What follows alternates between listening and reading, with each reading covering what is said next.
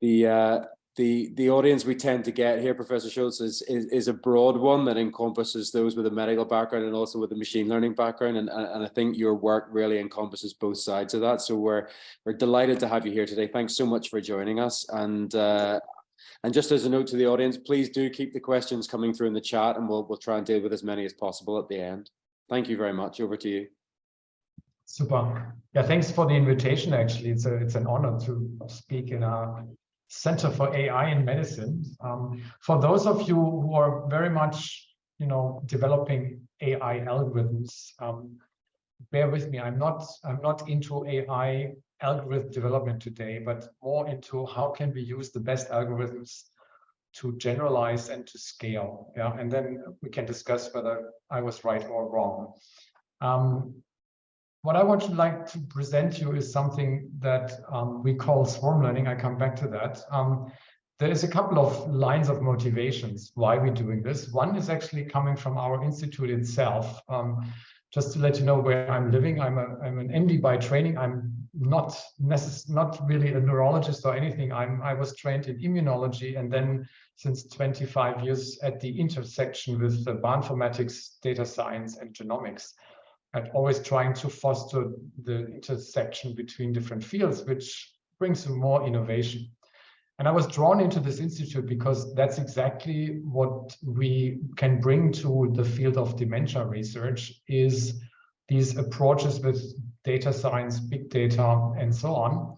And the institute has a challenge. It has a big chance because it's a new institute. It has actually 10 sites across Germany. Almost all of them now have new buildings, so it's really fantastic infrastructure. We have 5 research areas. I'm responsible for systems medicine. A lot of people working in the meantime. We started in 2009 with 3 people. Now we're 1,200, and it's very international. It's very nice because it's pleasant to see people from all around the world.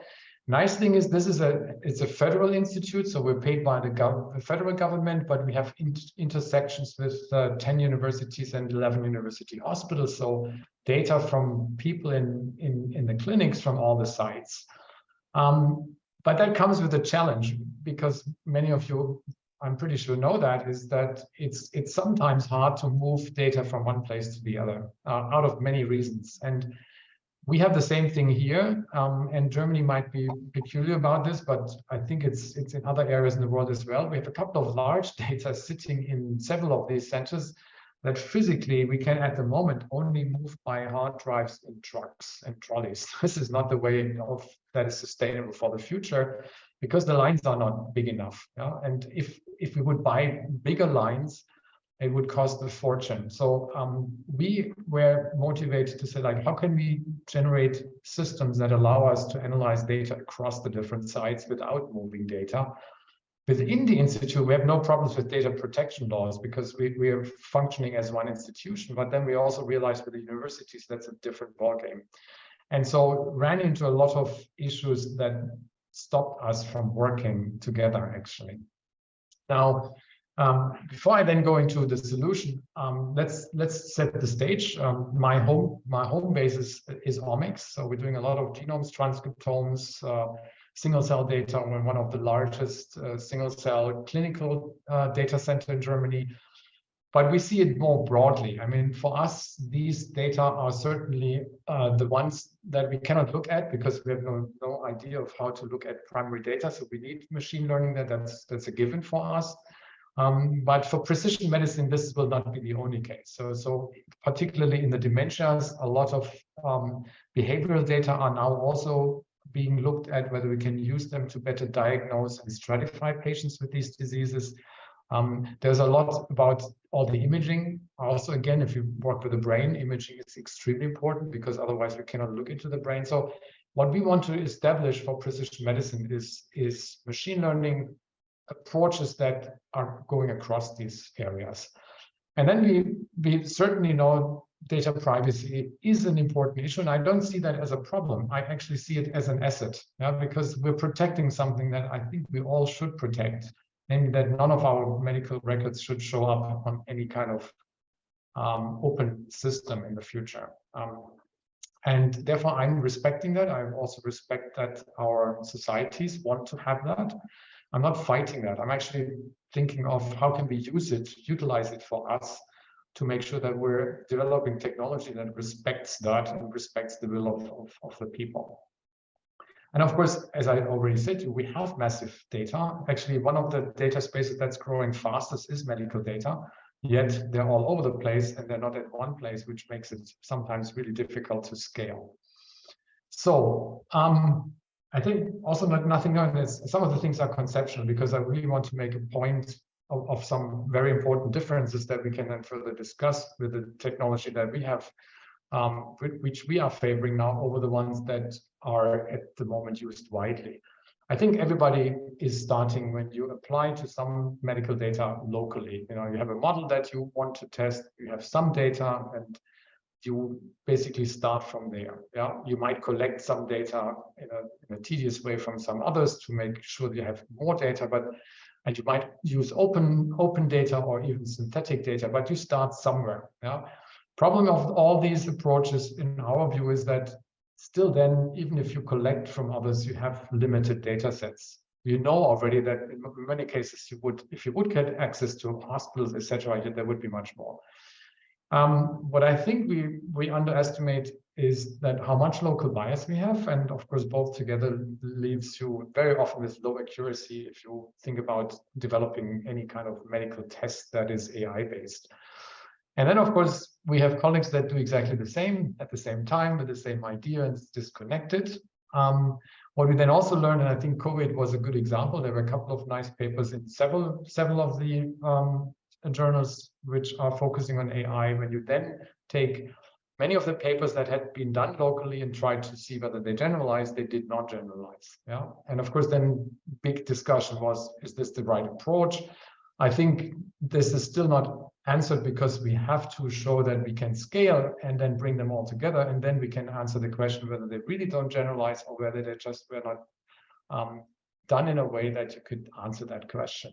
And of course, locally, you never have the chance to do real-world scenarios because you need to show that it's working in other places. So in the end, if you really want to make AI for medicine, we have to work anyway in networks to get two major things, generalization and real-world scenarios, in my view. Now, of course, many big companies tell us there's a very simple solution. We put everything on one place, whether you call it cloud or whatever, but on one place, all the data are there, we have the models there, everything is solved because now all the pitfalls we have locally are basically out of the way. That's true. I mean, and we and others, and a lot of people have shown that you have an enlarged data set, you increase accuracy, but then new things come up. Yeah. So who is actually controlling the access to this data? What else is being done? And then it becomes an issue that's not within medicine or data science, it's in legal. And that's something I think we should keep as low as possible. Not because I don't like legal, but rather because it's getting complicated very soon. Data privacy issues are much more difficult to regulate. You have to move data, and depending on what kind of data you're doing and in which kind of part of the world you are, that actually becomes a problem, and it's actually expensive. That data duplication in small research settings is certainly not an issue, but think about if you would take genomes for every cancer patient and you need the raw data at certain places, then duplication becomes an issue because we're talking about petabytes and that costs money. So it would be better to avoid that. And then, of course, those from medicine, I'm an MD and I'm always critically saying that about my own discipline. We don't like to share, actually. I do, but I know a lot of people and colleagues that say like, no, I generated this data, it was a pain, and why should I give them up immediately? So data sovereignty is something in this discipline that is still difficult. And I think we're not solving that by opening up all the data. For a little research project, yes, but not for generalization. And you have this lead that is centralized. And that's also something that doesn't really fly in medicine. And we can discuss about that as well. Now, similarly, coming from the big 5, just mentioned here, maybe Google and Facebook, fantastic ideas a couple of years ago, go federated, yeah, because now you can take away one of the problems, namely you don't have to move the data, you just keep them where they are. So the data are basically at the edge, computers at the edge, but you still have the point that you have a centralized custodian, you have a central parameter server, some central structure that is at risk if you think about attacks, and then the whole network is at risk, and you have, as the most of the settings in Federated are set up, still the potential that somebody is leading the rest of. One moment. Sorry? You could just make sure you're muted, please, if you're in the audience, and Yeah. Thank you. So Federated clearly has been shown to be successful if you are dealing with all these aspects. Yeah, you have the same like in Central. You enlarge the data set, you have better accuracy, but you have some downsides still because the technologies used are usually not completely safe. There's still central aggregation, and usually there are pull systems and not push systems from the side. So that gives you also a certain risk. And then you have the central leader. And I can tell you already from some of Federated projects that we could not get everybody in because there was a certain lead and people did not agree on that lead. So that's where we said, like, we have this institute, we have a lot of things, we have collaborations with industry at that time with Hewlett Packard Enterprise. And we said, like, let's just put out a wish list how this system should look like. So we imagined, we said the first thing is we want to be somehow having access, yeah, and could use data without sharing data, without moving data. Yeah, sounds crazy, but we said like that would be ideal. Yeah, and then apply and scale AI. You're not talking about a couple of dozens or hundreds, but hundreds of thousands of patients. So that would mean already that we include really data that are usually done in the clinical setting. Then avoid any central organization orchestrating such data, because where would this central organization be if you think at large scale? And how much time would we spend to negotiate that? We are for data protection. I told you already, that means we protect physician patient privilege, and that means we have to comply completely with all local data protection laws. And even in European countries, whether within or EU or not, we have even if the rules would be the same, we have different interpretations. So it would be nice if we could stay local.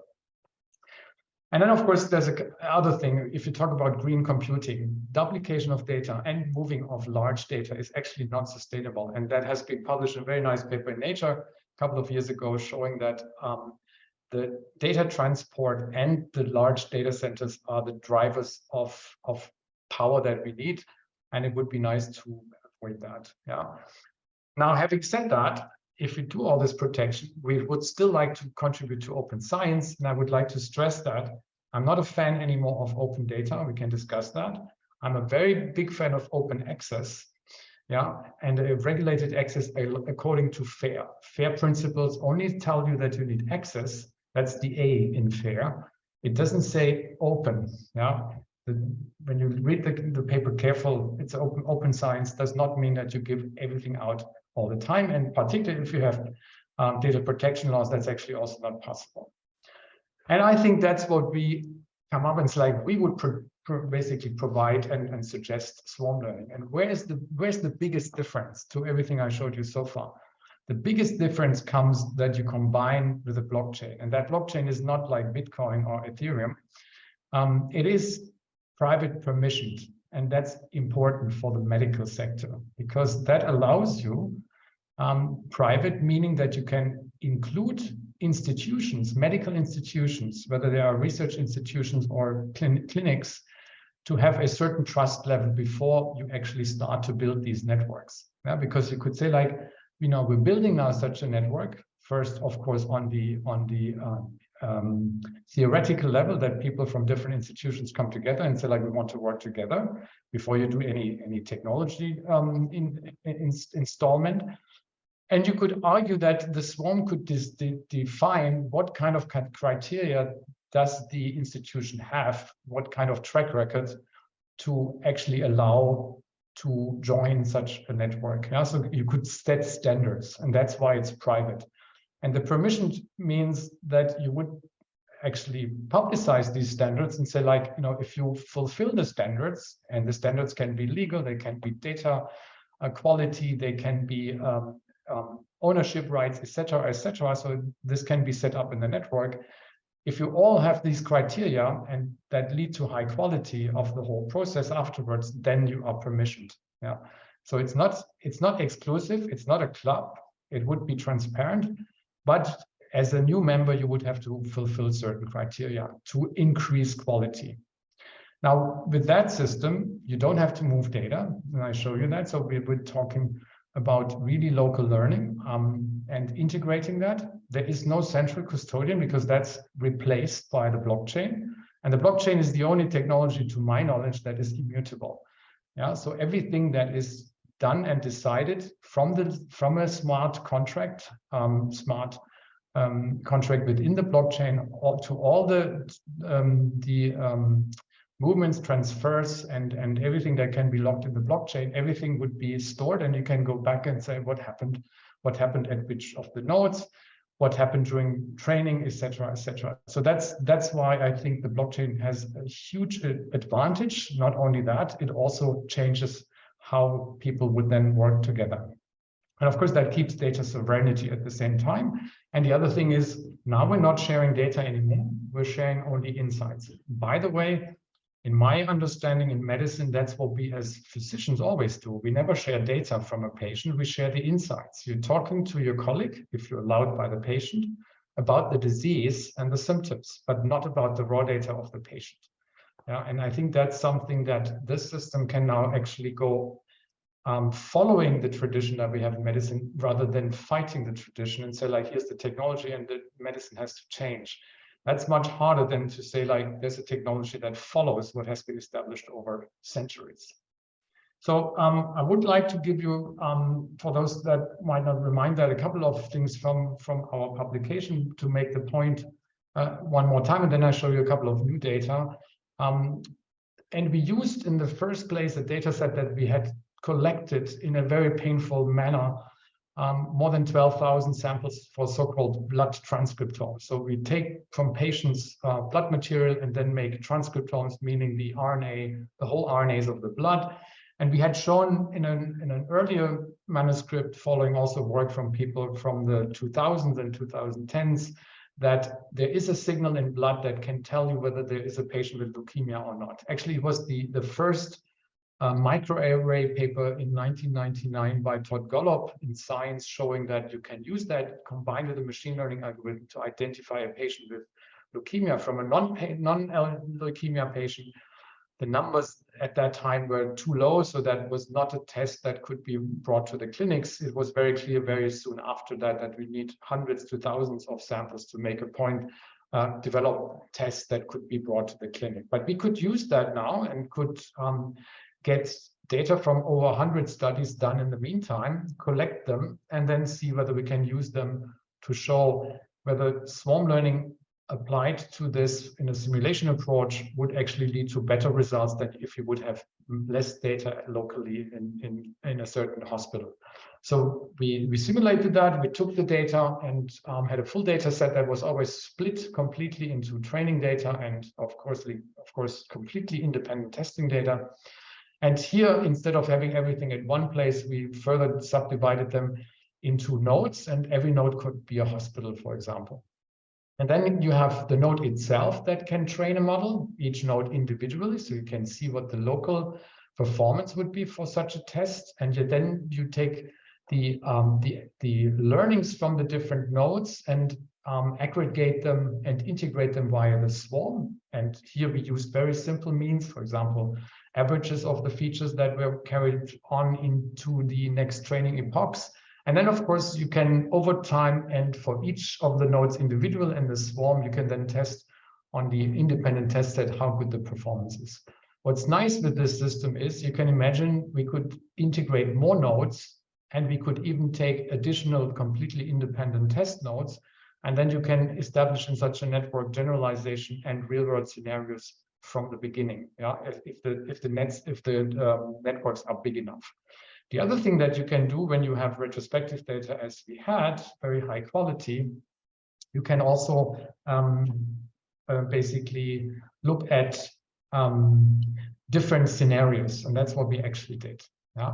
So the first scenario is where we had a setting with one node that was actually a very good node, which had similar numbers of cases as well as controls here in these colors. Not many data, but a good relation. And we had previously shown that then in this particular setting with the transcriptomes and the leukemias, you got the best training. But we also included a node that you would predict that should not be able to train, because we didn't give really cases and only controls. And by definition, that's a setting where training is really hard to not possible. And then we had a node that could have been a specialized leukemia hospital or department. There's more cases than controls the setting. And then, of course, you can read out what is the result of each of the hospitals, and then how the swarm would integrate that information. And everything shown is, of course, only on the test set, not within the nodes themselves. So what you can clearly see is, and I show you only accuracy, we did all the other statistical tests, specificity, sensitivity, F1, and so on. What you can clearly see as expected, node 2 cannot train. I mean, an accuracy less than 0.6 is gambling. That was predicted, yeah, and that exactly came out as predicted. You can see that this node is actually giving decent results. The one that has less controls has more variation when we do different permutations and different data that we use. But you always see is that in average, the swarm was outperforming even the node that had a very good quality. And the reason I can tell you already here is that despite the fact that the node this node alone performs not very well, what the swarm is integrating in this case is it learns, even by increasing the number of controls, what is not a leukemia. And that, of course, helps in the end. More or less to say, a simple other way to say that is, if you have overall more samples, if you have more data, you can actually increase a better test result. And that means that's the first step towards generalization. This is another scenario, which will happen in medicine over and over again, that you have technology that generates data is evolving. And here we did the following. We said for transcriptomes in the old days, we had these microarrays, and then there was a new generation of microarrays, and then later on we did sequencing since 2007. The question is, if you have that, would the old data all be obsolete? And we set it up in a way that we say, like, there's a hospital that has still the old technology. This is array 1. There's the one that has the latest arrays, but the third hospital is the most modern one that has already switched over to RNA-seq. And what happens then if I have another test center where they are in transition? So you have samples from each of the different technologies. And what you can see is, interestingly, if you train on RNA-seq data, and you basically test then on a mixed data set with all the technology available, it's okay. You would not go forward for clinical tests. You would say, like, we have to scale.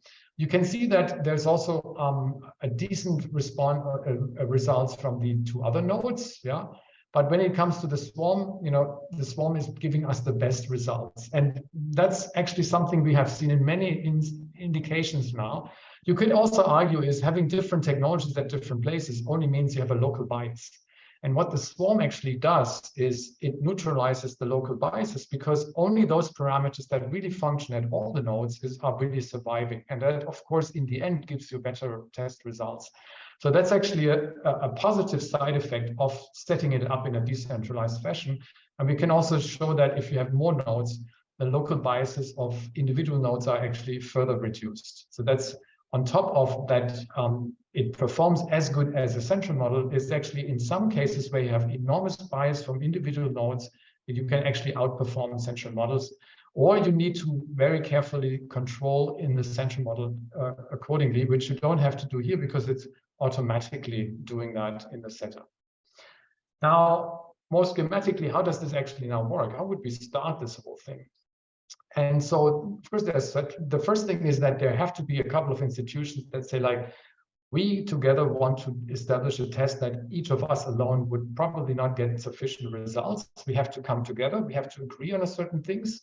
We have to agree on the data, on the quality, on the model. We have to agree on who owns what in the end, if there's something coming out. So all these kind of things have to be agreed on.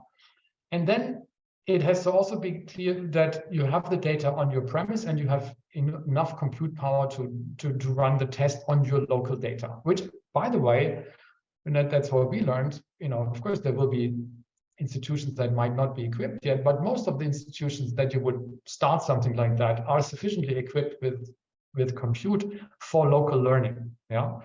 And so, but if you then think about, you take all the local learnings together as a network, there's quite some compute power. It's just not in one location. It's in different locations, but via swarm connected. Yeah, we quickly, if you have enough nodes, getting into rather performative, high performance computing here. Just not at one spot. That's the whole difference.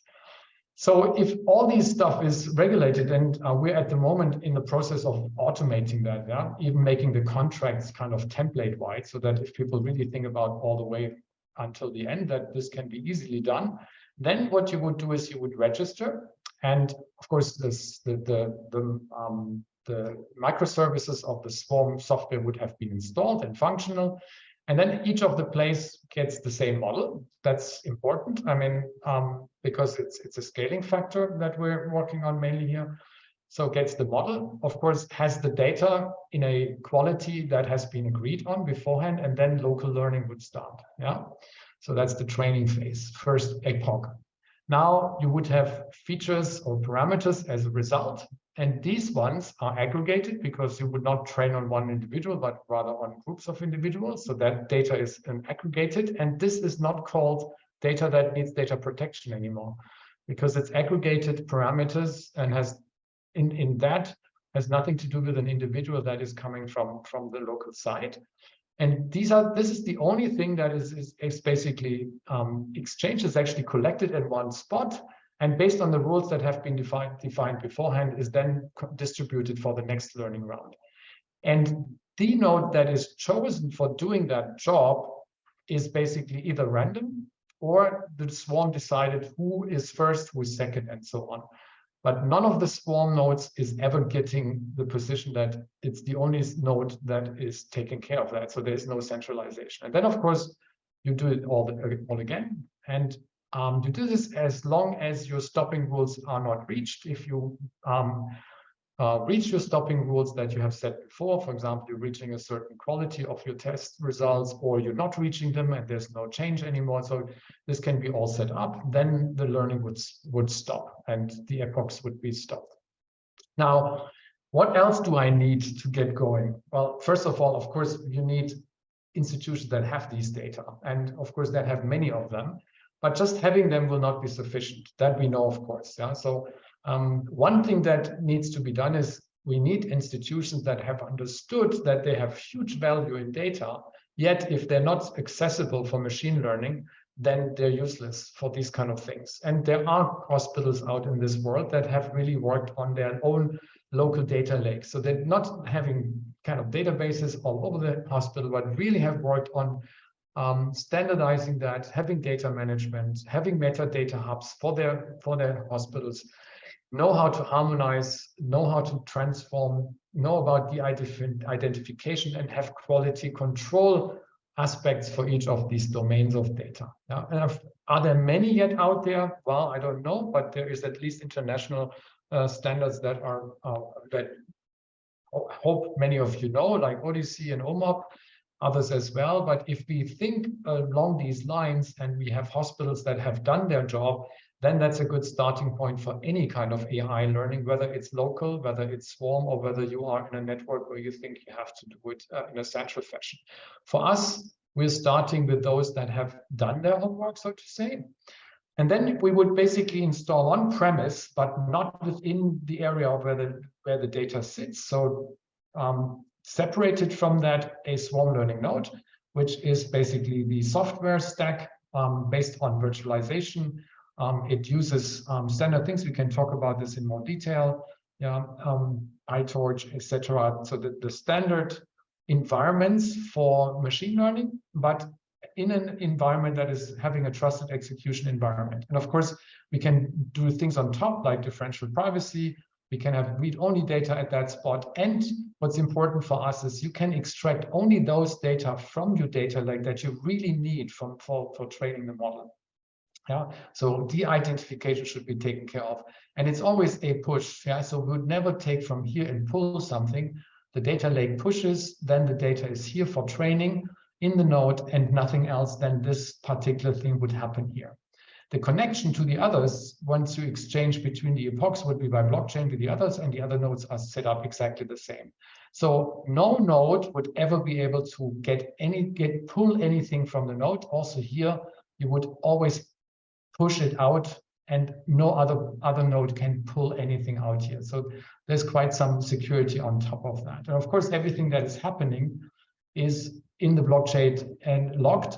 And you could argue, what happens if a node doesn't behave very well? Well, this is exactly what we can monitor over the epochs. And then the swarm could decide that if a node is completely out of range of the other ones, it could be excluded from further learning until it is investigated why this is the case. It could be very simply that there is some setup wrong, or it could be that they have data that are not as good as the other ones, despite the fact that they're keeping the standards. But it could also be that that is a node that is somehow, for example, hacked or anything, but you would exclude it immediately if it's not performing as the others. And this can all be set up in the blockchain automatically so that the swarm has security measures of isolating nodes that are not performing as you would expect from such an experiment. Technically speaking, what that looks like is you have the diverse sources of the data. You would then have a common data model. You would do the learning, which is on the joint model. And then, of course, the only thing that goes into this swarm learning network is the anonymous parameters, none of the data anymore. And these anonymous parameters to everything we're doing at the moment with this are aggregated already. So you can not really go back and reconstruct any individual from these aggregated parameters, because that's the only thing that will leave via blockchain, the hospital. On a different level, you could see it this way. Yeah, what's the relationship between the patient-level data and anonymous model parameters? So you have, of course, patient-level data that are in your data lake. And then you would basically de-identify, harmonize them. You would then have the data processing. You have the ML model, the loss function. You could have an optimizer, certainly some error that is to be handled.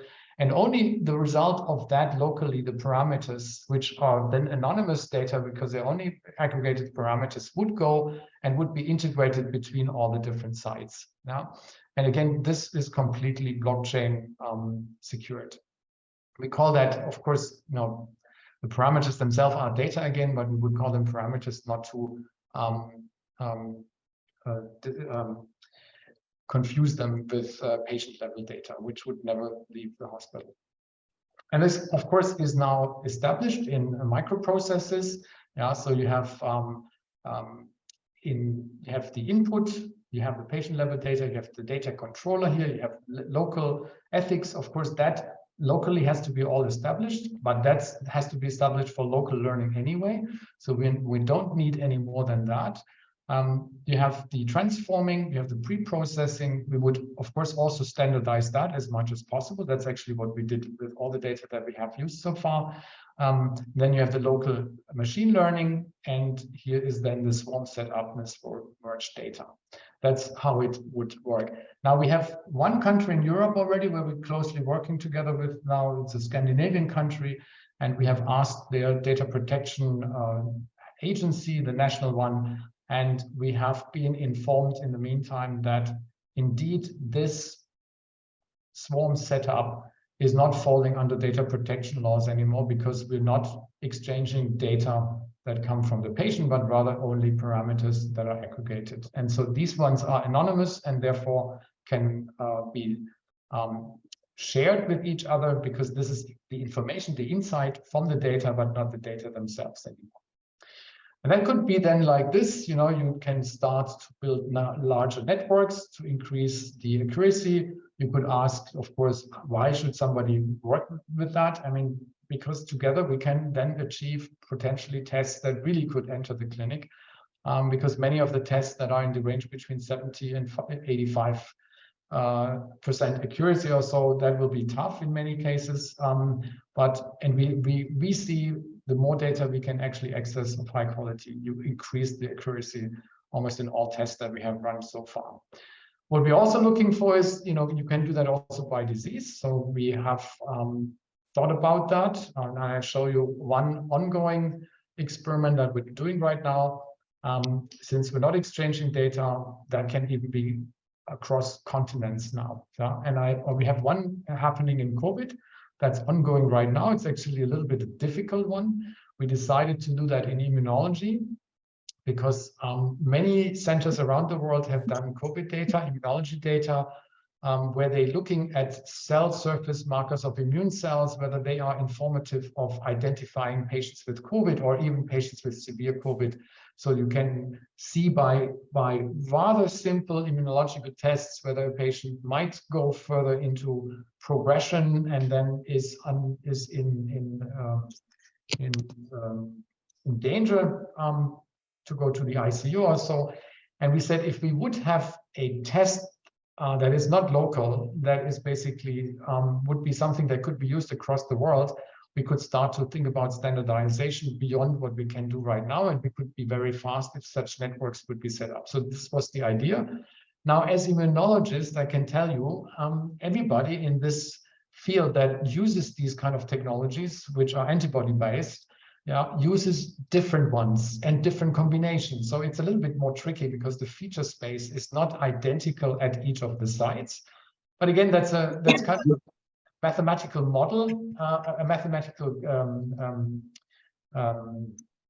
question or task to be resolved. And we have done that now. So Manuel Büttner has developed the pre-processing pipeline that takes care of that at the moment. And what we're now doing is basically having at different places these features that are measured by these technologies. It's a single cell technology, so we can measure millions of cells per patient if we want. And we're doing two ways. We of course benchmark that with current manual workflows, which is tedious. Everybody who does flow cytometry knows that's sometimes more an art than a science. It works on two levels now that we really have patterns that we can do even manually. But of course, what we want to do is to do that by machine learning. So there are algorithms out there that are performing quite well in local settings on standardized data sets. You can do it on two levels. One is just the parameters. The other one is annotated, where you even know which kind of cells change in which manner. We're doing both because that would be a model where we have not a black box model. These ones might be more black box. These ones might be more interpretable, at least if you view it from the medical domain. We will try both and then see whether if we can do that across different institutions that have run these tests across the world in the last 2-3 years, whether we would get better results than any of them alone. And so we have now a network that is established right now. I start here. It's like on the West Coast is Stanford we have the Broad Institute, we have Mount Sinai, we have in the UK, it's Cambridge, it's Kevin Smith from immunology is part of the network. Then we have ourselves, the Charité in Hanover, the medical school, but also University of Zurich, and in Japan, the Excellence Cluster for Immunology is the IFREC. And right now we're setting up the pre-processing at each site and the swarm nodes. And then hopefully by January or February, we can run the swarm experiments across the world, so to say. And I think then it will be probably the first immunological experiment that runs at the same time on data in different continents. I'm really very excited to go forward and do this. The other one we're testing is, and there you see that, this is my other home base looking in genomics and single cell omics.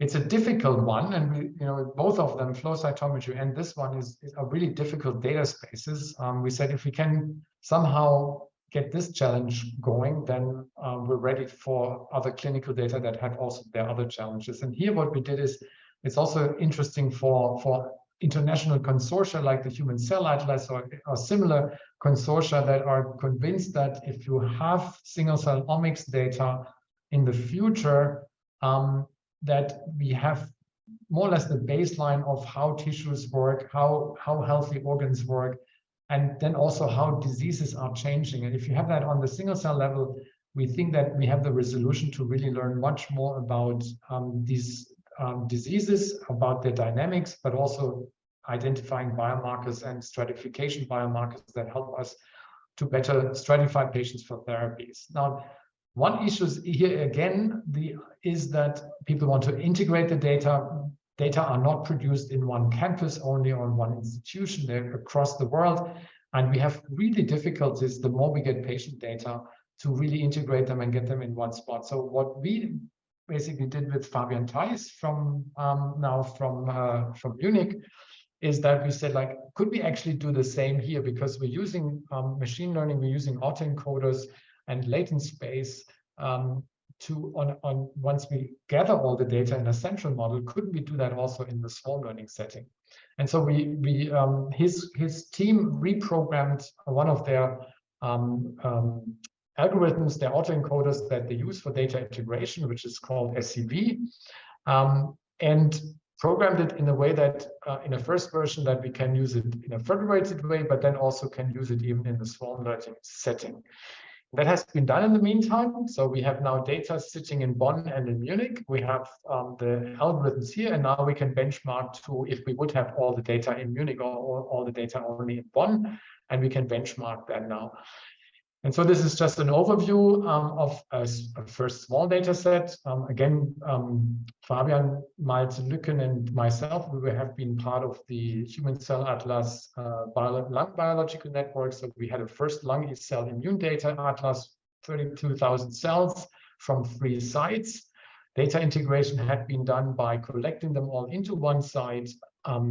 We did then the embedded version and then the swarm learning version. And what you can see is, of course, the UMaps look a little bit different, but if you look carefully, you see basically the same structures and the same cell types, just a little bit in another 2D organization, but everything is there. And we also saw the similar batches. So in other words, you don't have to push all the data to one institution. You can actually leave them where they were generated and then run the integration of the data in the latent space in a way that you have the latent space generated despite the fact that you don't have the data all at your site. Now, how was benchmarking? So Fabian's lab has done a wonderful job benchmarking many different integration algorithms, and they have also a matrix of benchmarking where they have different factors that they're looking on.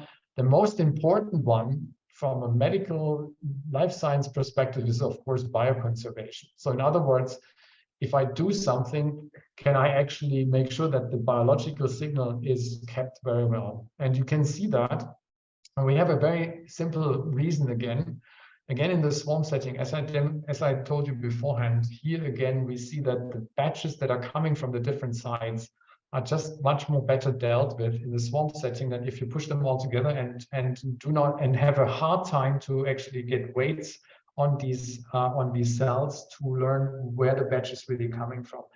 And here with the swarm, we didn't even do weighting. We just used as they are with a very simple integration algorithm, more or less. So does this scale? We did the next test. We went for the whole current human lung cell atlas version 1, which has 585,000 cells and 14 sites.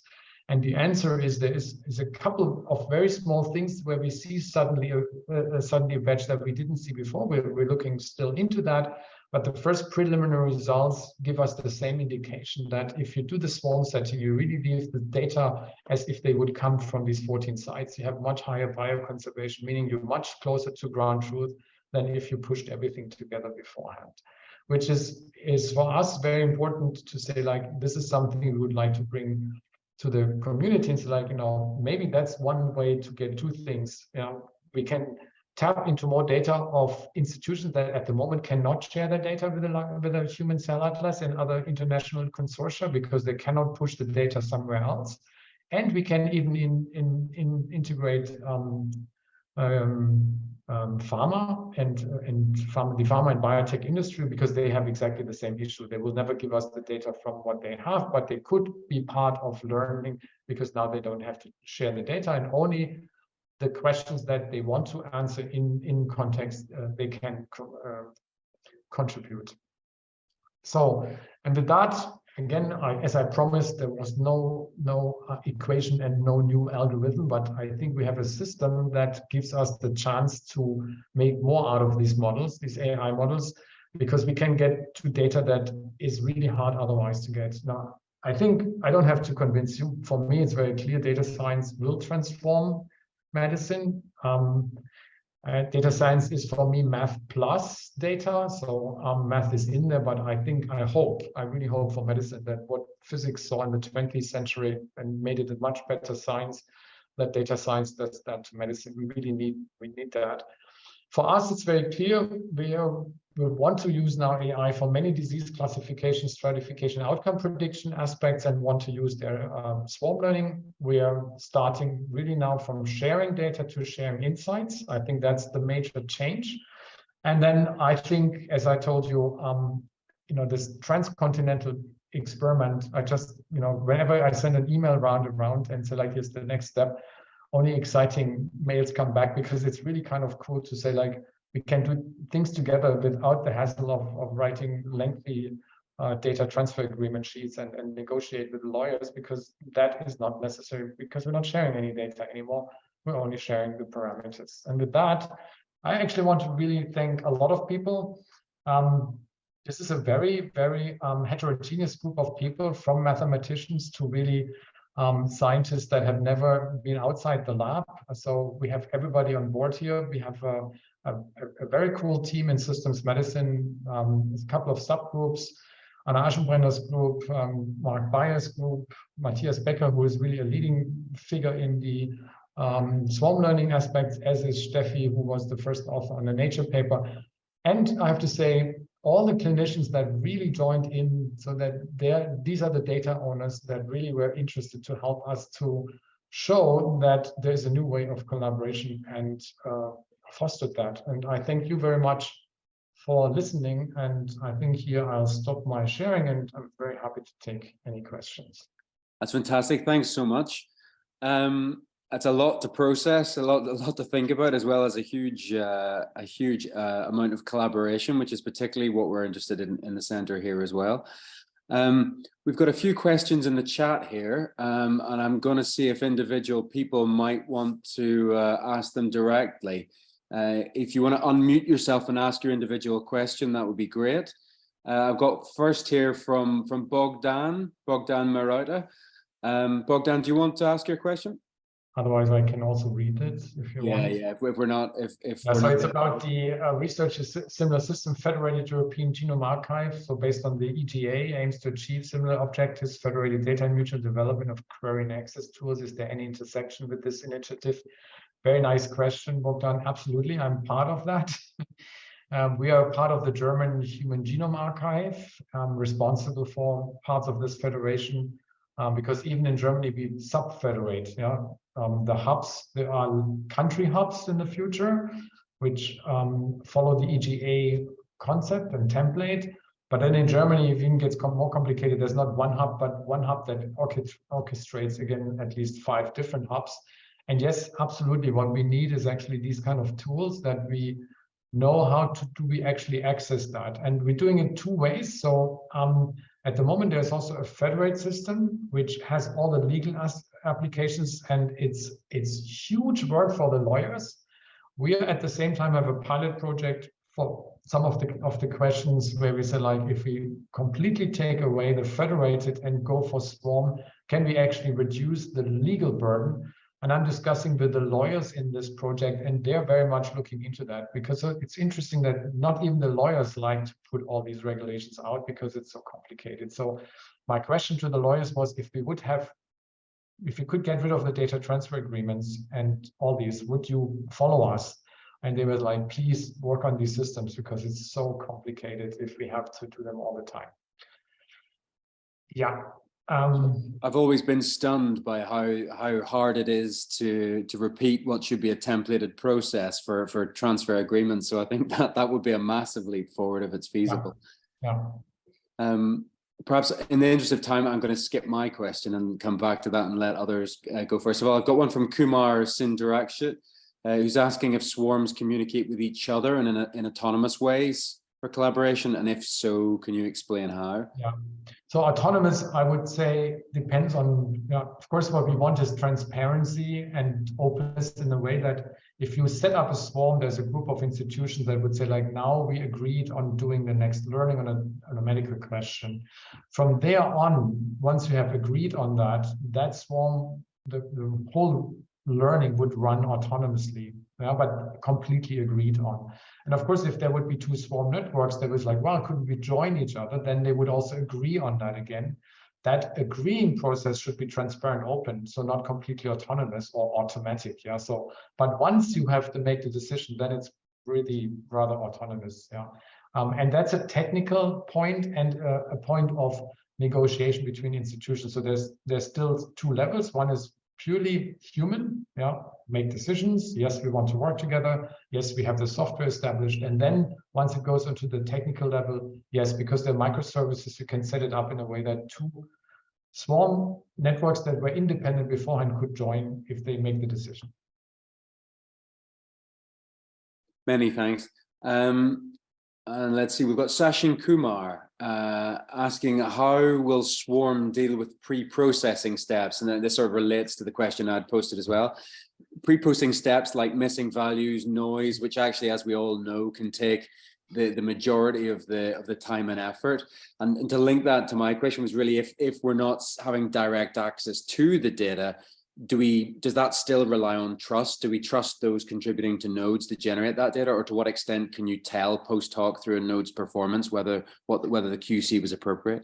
Yeah, so several levels. Absolutely, Swarm is not magic and say like, now this problem is solved. Yeah, so that's why we also start like others do with Federated. It's like the first thing is that, of course, the standardization homework, the data lake, how it's organized and how the data is actually in this data lake is an important step. That's homework to be done, whether you push your data later on in a central model or not. Because if you would be a partner in a central model and you would always give bad data, you would be excluded over time for sure. So that is no difference. Yeah.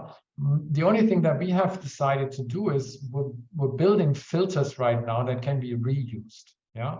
So standardization filters. So when you have your data lake and you have a standardization filter for your domain and your data space, that could be generated once, that you say, like, if whenever this kind of data is used and it should go into a swarm question, certain things have to be controlled, and this filter is reporting that. Yeah, so it comes back that, and then this information, yes, the sample has been passed, the filtering is now in the swarm. That could be, of course, also mentioned in the metadata space that is in the swarm and in the blockchain, saying like filters passed. Yeah, and that for me in the end is probably the more robust system. Of course, that could also be connected with a central one. There's also no difference, but that's what we're also working on, to make sure that these things, they're coming over and over again, and every space, every local space is trying to do that independently, that we're starting to develop standards. And I can tell you, of course, I'm very much interested in transcriptomics.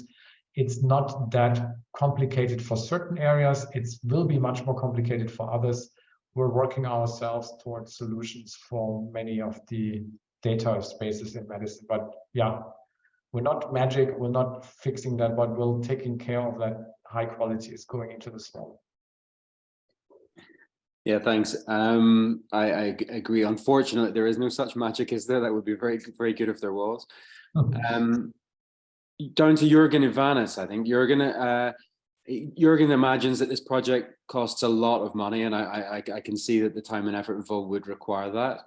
On one, how long are you looking for this to go on? I imagine this is an ongoing project ad infinitum, but also how is it financed? And if I could add one extra bit, how is it accessed? Because if no one owns the data, Is there true open access to the swarm at least? Yeah. So again, open access is not a requirement for FAIR, for example. The requirement is that you have an access process. Yeah. And people confuse that. I talked about this with Baron Bons, who actually is the lead author of the FAIR paper.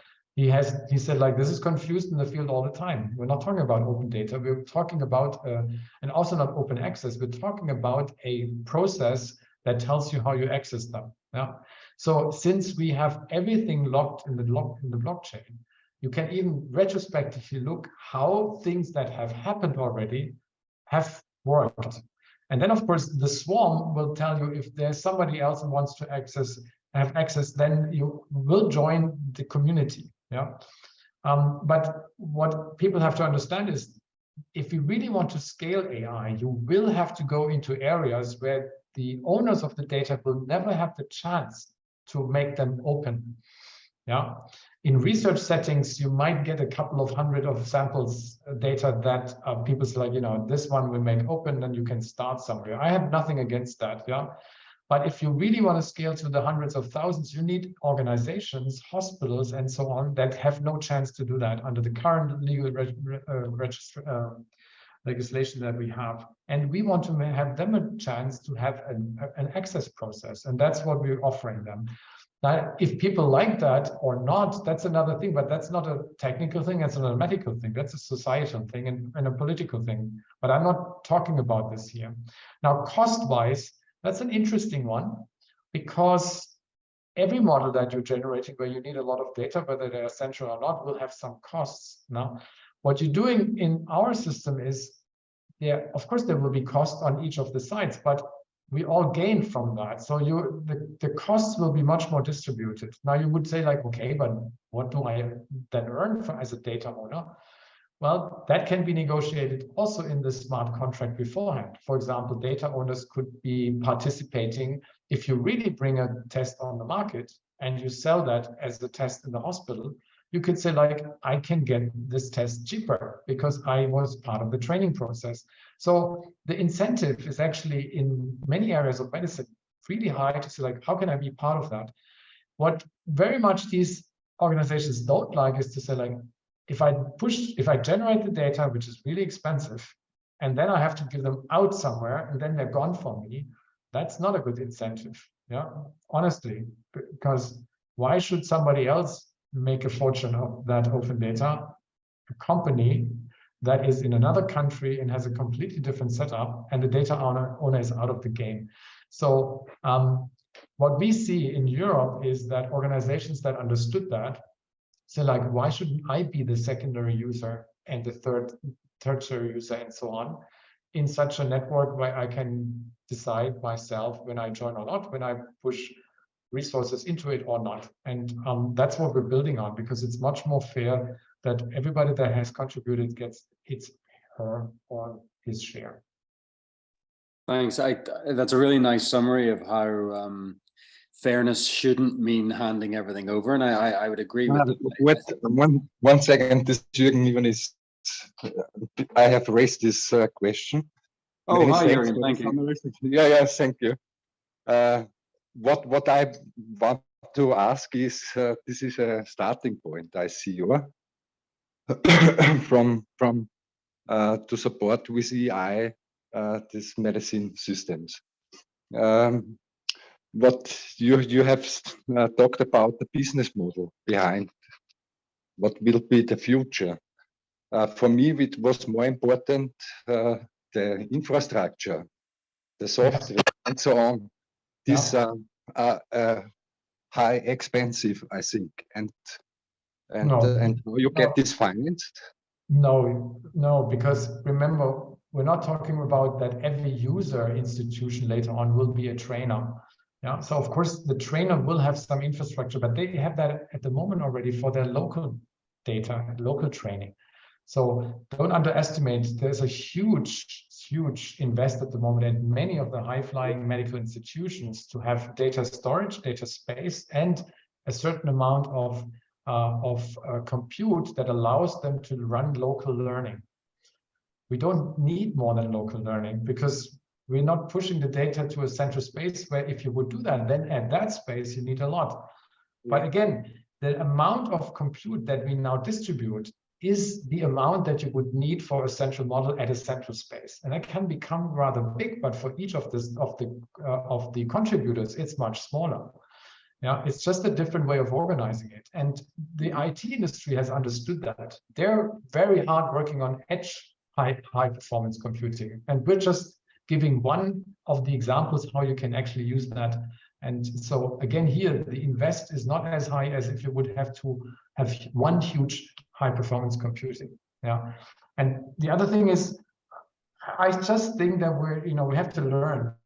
Supercomputing centers will not solve many problems in medicine because we are too decentralized, and we will always stay like that because everybody of us is one decentralized source of data. So you will not be in the position that everything goes into a couple of few centers where this is happening. Yeah. Rather, if you have edge computing that is much bigger in the end, yeah, if you have enough of them, that is for me in medicine clearly the much more efficient solution. Thank you very much, Professor Schultze. I do have a very fast question. My name is Tahir Farid. Yeah, sure. Well, I think we've already taken you too long, so this would have to be the last one, but thank you. Do you have time, Professor Schultze? Yeah. Thank you. Awesome. Thank you so much. First of all, thank you so much. This is a huge topic, actually, and, bridging, the gap across continent to bring a network, that's a huge project, actually. In your opinion, we do understand that we do have nowadays like structured data and unstructured data. And we're having a lot of medical data being like harnessed or like harvested from, smart watches and so on that can be utilized to elevate the burden from the medical providers. How can we bridge the gap between the privacy issue and the practical, how things should be practical to achieve things? Because on the other hand, like AI, if we give AI good data, we get a good outcome. If we give AI insufficient data, the outcome, as they call it in the IT world, garbage in, garbage out. Sure. Yeah, and again, there's two aspects very shortly. That's the vision that we can even difficult data today that we think there is more garbage at the moment. We should not start with that. That is the vision. If we can standardize those, then we can even tap into those. We certainly will start with very highly standardized data spaces where we know that the community that is generating this data is or has taken a lot of effort to standardize them. Yeah, so, and that's the starting point. And once we show that this is important, then the other areas will come later. Yeah, and so for me, for example, a lot of people go for electronic health records. That's the worst place to start for me because they're so dirty, these data. They're so difficult. If you have been in the clinic and you know how they are generated, you would not touch them. Yeah, but there's data spaces that are generated by machines. Yeah, whether in omics, we can really extremely well standardize them now across different NGS facilities. And the same is happening now with the big vendors in imaging, that they're working hard on better standardization now because they see the potential for AI in imaging. Yeah, so these are the areas, and not even all imaging. Yeah, ultrasound I would not start. Yeah, but there's certain imaging that can be much better standardized these days than others, and that's the areas where you start. Yeah, even if you scale like we do it, the rest comes later. There's so much to be done. Let's only work on very high quality data. Awesome. I think thank you so much. That's probably a point on which absolutely everyone on here can agree that getting the quality is absolutely critical. But I just want to finish by saying thank you very much, Joachim. That's been a fantastic talk. It's generated a huge amount of discussion, and I'm sure that's going to carry on amongst us even after we sign off here. So thank you again for the seminar, and look forward to seeing more about the swarm approach. Yeah, thank you very much. And if there's more questions, you find my email, just drop me a note. Happy to discuss further. Super. Thank you very much. And thanks to all the audience for joining in for the lively chat. Yeah. Bye-bye. Bye. Bye.